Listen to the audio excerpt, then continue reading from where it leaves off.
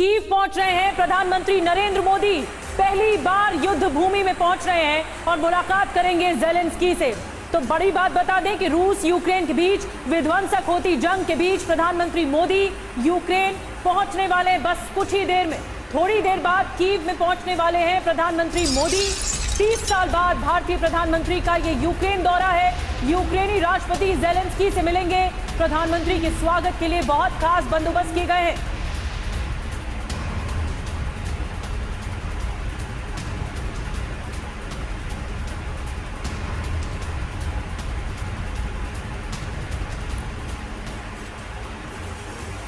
तो जिस मौके पर पीएम मोदी यूक्रेन जा रहे हैं वो बेहद खास है। यूक्रेन की आजादी दिवस का मौका है और 30 साल बाद कोई भारतीय प्रधानमंत्री यूक्रेन दौरे पर पहुंच रहा है। मकसद है सामरिक डील, आर्थिक सौदे के साथ साथ कई सारी बातें। तो देखिए मौका क्या है जिस दिन पहुंच रहे हैं। यूक्रेन की आजादी का दिवस है, दिन है, ये अपने आप में खास है और ये बात महत्वपूर्ण हो जाती है कि 30 साल बाद भारत का कोई प्रधानमंत्री यूक्रेन पहुंच रहा है। जी हाँ रवि, और सबसे बड़ी बात यह कि मकसद क्या है। सबकी नजरें, पूरी दुनिया की नजरें टिकी हैं।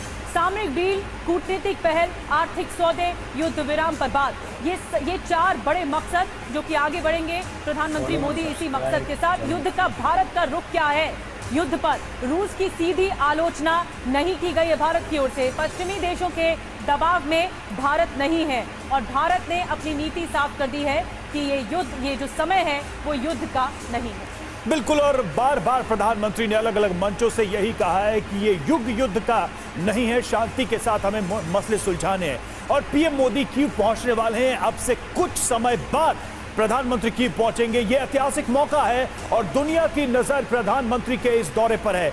पीएम की ओर हसरत भरी निगाहों से यूक्रेन भी देख रहा है। यूक्रेन को उम्मीद है कि पीएम समाधान निकालेंगे, युद्ध खत्म कराएंगे। तो वहीं पीएम मोदी ने संदेश दिया है कि वो बुद्ध के रास्ते का अनुसरण करते हुए हल पर जोर देंगे, डायलॉग और डिप्लोमेसी से समस्या सुलझाने की कोशिश करेंगे। टीवी 9 पीएम मोदी के इस ऐतिहासिक दौरे के हर पहलू को आपको बता रहा है, आपको रूबरू करा रहा है। एकमात्र चैनल टीवी 9 इस वक्त कीव में मौजूद है, यूक्रेन की धरती पर मौजूद है। वहां से लगातार हम आपको तस्वीरें दिखा रहे हैं, आपको रिपोर्ट्स दिखा रहे हैं। वहां पर मौजूद भारतीय किस उम्मीद से प्रधानमंत्री की इस यात्रा को देख रहे हैं ये भी हमने आपको बताया। और देखिए दुनिया जब इस वक्त अलग अलग जोन में बटी हुई है और टेंशन जोन में, वॉर जोन में बटी हुई है, प्रधानमंत्री का ये दौरा अपने आप में काफी महत्वपूर्ण है। तब जबकि भारत के रूस के साथ अच्छे संबंध है, पश्चिमी देशों के साथ अच्छे संबंध है। तो इस कीव कॉन्क्लेव में हमारे साथ खास मेहमानों का पैनल इस वक्त स्टूडियो में जुड़ रहा है। हमारे साथ major general retired Ashok Kumar ji जुड़ रहे हैं डिफेंस एक्सपर्ट के तौर पर।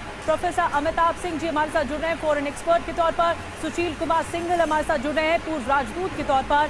मनीष झा भी हमारे साथ जुड़ रहे हैं। सुमित चौधरी भी हमारे साथ जुड़ रहे हैं और कीव से हमारे साथ विपिन चौबे भी जुड़ेंगे। तो सबसे पहले आप सभी खास मेहमानों का स्वागत है। शुरुआत अशोक कुमार जी मैं आपके साथ कर रही हूँ। आपको क्या लगता है ये जो इस वक्त दिशा आगे बढ़ रही है वो किस दशा में आगे बढ़ रही है और क्या ये जो प्रधानमंत्री मोदी का दौरा है ये कुछ सार्थक पहल के रूप में युद्ध को रुकवाने के लिए सामने आ पाएगा? मेरे ख्याल से जैसा आपने पहले भी बताया ये एक ऐतिहासिक क्षण है क्योंकि भारत इस समय जिस स्थिति में है विश्व में, यह एक इकलौता ऐसा देश है जो रूस के साथ और United states of America and उसके नाटो फ्रेंड्स के बीच में बैलेंस बनाने में सफल रहा है और इसलिए दोनों पक्ष भारत की तरफ बहुत उम्मीद से देख रहे हैं।